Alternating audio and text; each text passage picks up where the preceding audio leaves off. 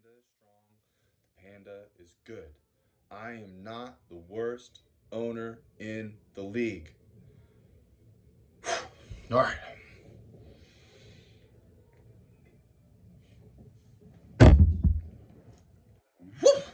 What's up, guys? You know who it is. Your boy, the Panda, bringing you the week 3 review. Oh, wow.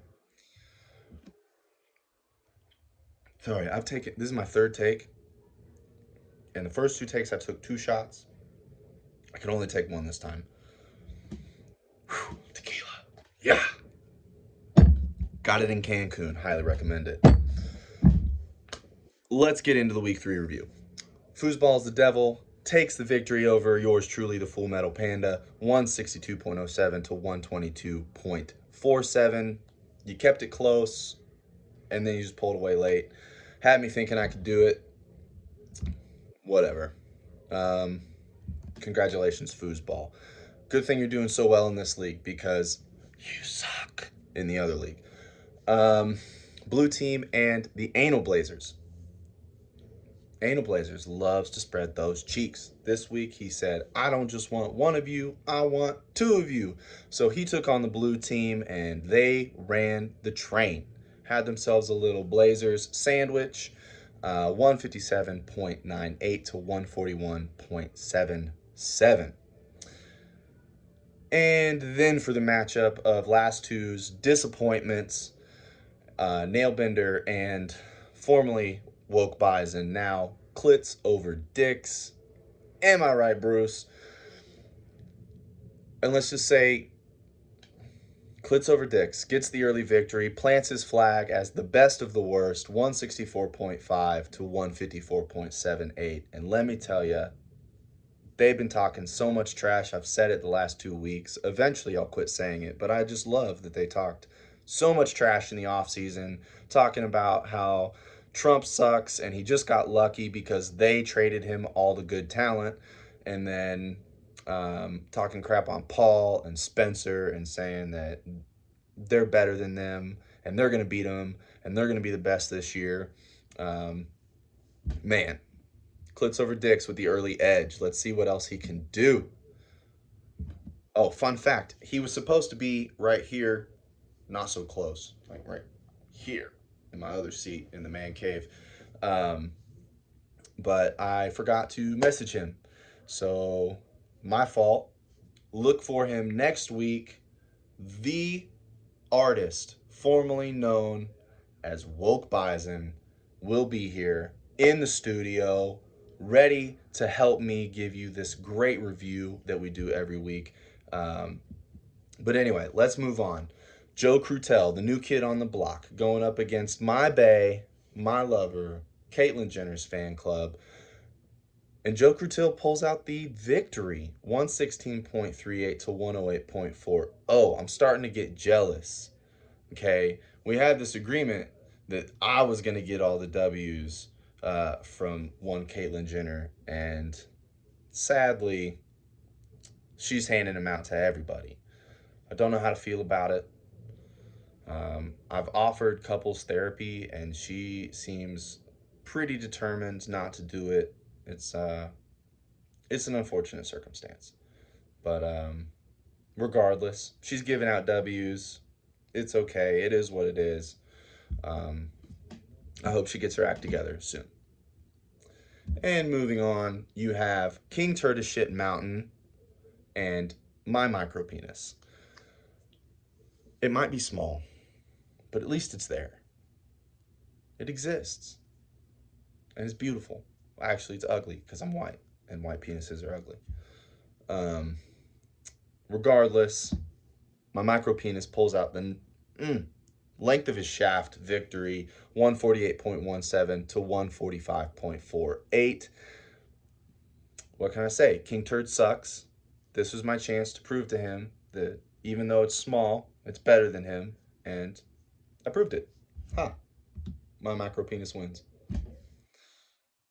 Bringing up the end, the game that I was most intrigued to watch um, really ended up being the worst game of the week. Largest spread of victory, Spencer Strasmore, the silent assassin who came out of the shadows in the message boards and talked a little trash by saying that he won. Whatever. It was the weakest trash talk I've ever seen. Which, by the way, you should check out the Smack Talk video that's been floating around since like week 10 of last year. Um, it's basically just him being like, it's hilarious. I love it. I love you. You're awesome. You're probably my favorite to win the league at this point. You took down the most impressive team thus far through the first 2 weeks in the 22 Dream Team. I mean, you just wiped the floor with them. 187.02 to 112.63. I mean, complete dismantling. 22 Dream Team had the big stage. They had the favorite, and they just, I mean, it just crumbled. It was terrible to see. Um, which, by the way, I invited him week 1. He was at my house. I mean, he was the off-screen, producer. I mentioned him, but I asked him to be on screen with me, and he said no. So he's a little gun shy. Don't expect to see his face anytime soon, or nail benders. I've asked him to sit down with me. So far, I got one dynamic co-host that might come and do some episodes in Clits Before Dicks, but whatever. Going into efficiency ratings, just real quick. Foosball at 95, almost the top of the week, but not quite there. 95, but that's a great spot. If you can be consistently in the 90s, that means that you're going to consistently do well, assuming your team isn't trash like the Pandas. I was at an 83.2 this week. I only missed on Kareem Hunt, who had 27 points. But yeah, I wasn't close to winning. Then you have Blue Team at 92, the Blazers at 88, Nailbender at 90, Clits Over Dicks at 87.5. Still had an impressive outing with 164. Yeah. Finally had the disappointment from Tyler Lockett, from somebody who's owned Tyler Lockett more often in his career than not. You're gonna have those. You're gonna have about half your weeks where you're gonna get that. But 7.1 is better than 2.8, which is what Latavius Murray got me. So, Joe Crutel at the mid 80s, Caitlyn Jenner at 86. You get that percentage up, you win. Come on. I know my bait can do better than that. And then you have King Turd at high 80s at 88, and the micro penis only at 85.5. So I mean, I had a little extra length I could have grown, but it's King Turd. Come on. You can only get so hyped about someone that already sucks in King Turd, So I had about, 15% more I could have given to that, but whatever. I got the win anyway. And then you have 22 Dream Team at 90.3, so still pretty good. He just had a down week from most of his players. DeAndre Hopkins, that's the tequila talking. And then Kyler Murray, both of them super low compared to what they had been scoring. So, he'll have better weeks more often than not. And then you have Spencer Strasmore at 98%, good for top of the week. I mean, this dude knows what he's doing. I called him a silent assassin. I said that he's Mr. Consistency. And when I say he's Mr. Consistency, I mean the bar's not at average for him. The bar is up here. I see him. I see what he does. That guy is a pro fantasy football player. Man, great job for Spence. Wish he talked a little bit more so that I could feel like you're understanding that I'm so thankful for you. But you're also one of only 2 people besides me that did a league review. Man. So there's that. So, I mean, I see your face more than anybody else in this league, but, you still don't talk a whole lot. It's very interesting. You do a lot of... Seriously, you guys have to check out the video. It's great. Yeah, so this is a good week. People are starting to separate. Got a couple 3-0 teams. Got a lot of 2-1 teams. A lot of 1-2 teams, and then a couple 0-3 teams, present company included. Um, it's a good thing I'm so good at these because if I didn't have this, I don't know what I'd be doing in this fantasy football league right now. People hate me as a commissioner. My team's 0-3. Don't have a whole lot going for me. Um, On to the previews. So, game of the week. Blue team at foosball. It's cutting off the scores for one of the two teams, so I don't know who the favorite is here. You can check that out on your homepage when you're looking at this week's lineups. It'll just have the two names, and then it'll have a minus on somebody's name. That's basically who the favorite is and by how many points. But blue team at foosball, that's going to be an interesting game. Foosball's on a hot streak. Blue team, last year's runner up. High expectations for him. So I'm excited to see how that matchup ends up. Then you have Klitz over Dix at Caitlyn Jenner's, which it's basically a battle of which one's better. So you have Klitz over Dix on one side, plain as day. Bruce agrees. And then you have Caitlyn Jenner, who literally was willing to say through surgery and like gender change, saying that actually it's Klitz over Dix. Oh, well, that's interesting. In one of my takes, I had that joke, and I feel like it made sense. Oh, well, as far as what you want, I mean, Caitlyn Jenner said, I prefer Dix over Klitz. So I think that's where I was going with that. I don't know. Cancun. Mm. So yeah, Klitz over Dix versus Dix over Klitz. Who's going to win? I don't know. 22 Dream Team versus King Turd. Let's go 22. King Turd sucks. Then you have myself getting my turn at the Anal Blazers. We'll see who ends up on top. Um, God, I need a win. But I don't know. I don't have no confidence in myself. And then you have Joe Crutel and Nailbender, the new guy versus the guy who just took the rough loss against the other sucky player from last season. Personally, I think that Nailbender has this locked. If we were a betting site, I would tell everybody to put $5 on Nailbender to win that. No offense to you, Joe, but it takes a little getting used to being in this league. This is a competitive league. I'm pretty proud of all of our owners, and I warned you. Just gotta rise up just a little bit. Um, then finally, you have the micro penis, my micro penis, not just the mine. It's mine versus the silent assassin, Spencer Strasmore, coming off that great victory. This is my matchup of the week, to be honest.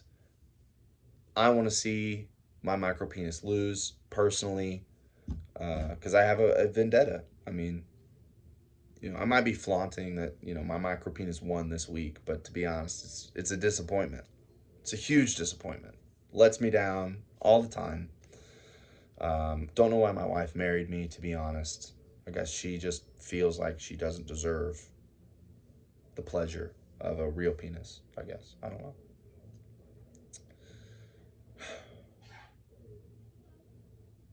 Spencer Strasmore, he's awesome. So that concludes this week's episode. Get your bids in for the waiver wire. Um, to be honest, I'm a little disappointed in the waiver wire. There are some options that are out there. You can stream QBs, you can stream tight ends. Wide receivers still a little bare. Running back is absolutely non-existent, but I feel like that's just the nature of the beast being in a 12-team league. Um, and then defensive players are all over the place, but nobody bids on defensive players. It's the weirdest thing. I look at the waiver wire every week, and I see bids for offensive players, And I see a couple defensive players go in between there. Like Chandler Jones, I think, was a bid after week 1. And there are a couple other defensive players that have received them. But for the most part, everybody's bidding for these offensive players. And then the defensive players are just kind of like free. You just pick them up like candy. Um, Defensive player is deep. And that's because scoring is still a little low. It's much better than it was last year. I still think that there could use just a slight increase in defensive scoring, but it's better than it was. And the defensive positions are still deep as hell. Most people are just carrying one defensive player that they plan on swapping out uh, when their bye week hits. A couple people have 2 linebackers or 2 defensive ends, but for the most part, you're running one deep on defense, which I wish I wish that wasn't the case. I wish the defenses were more valuable, but they at least allow options for the waiver wire with picking up defensive players to stream. So that's just a personal thing. You guys feel free to chime in on the chat. Tell me what you guys think about defensive scoring so far this year. I feel like the change was minimal enough. It's not making a massive difference, but I think that you're noticing there's a lot more value in a defensive player as far as their top end weeks. I mean, I just got 30 points out of Myles Garrett. Well, hold on. I don't have Myles Garrett in this league. Or no, yes, I do. I do have Myles Garrett in this league. I don't have him in my other league. But the guy who has Myles Garrett in my other league, he only got like 20 points, if that, from Myles Garrett on a 4.5 sack game. 4.5 sacks. If you don't think that that person deserves to have 25 to 30 points because they had 4.5 sacks in a game, you don't understand the defensive side of the football. That guy changed the entirety of the game by getting to the quarterback 4.5 times. And he had more chances to get more sacks. I mean, that dude was in the backfield all game. That offense could not operate in the passing game without Myles Garrett being in their freaking face. It was amazing. And if you tell me that player doesn't deserve 20 to 30 points for what he did on Sunday, I don't understand why you're in an IDP league. That guy deserves, I mean, he was the MVP of that game. He was the best player on the field that entire game. And he got scored 30 points roughly. I think he ended up with like 29 point something. So he got 30 points in our league. And that is justifiable. His influence on that game was just as impactful as a quarterback would be. And you expect your top end quarterbacks or your top end wide receivers that get 3+ touchdowns to be in the 30s and 40s. So that's awesome. I love that. But tell me what you think in the league chat, please. I expect all 12 people to comment in the league. Well, 11, because I'm telling you now, but all 11 people, I want to see all 11 people tell me what they think of defensive scoring through the first 3 weeks. I think it's been better. Still not where I want to be at, but I want to know what you think. So, yeah, that's it. That's all I got this week. Man, get your bids in. Prepare for this next week. Do whatever it is that you do. Cancun. Get it. It's so good. Panda out.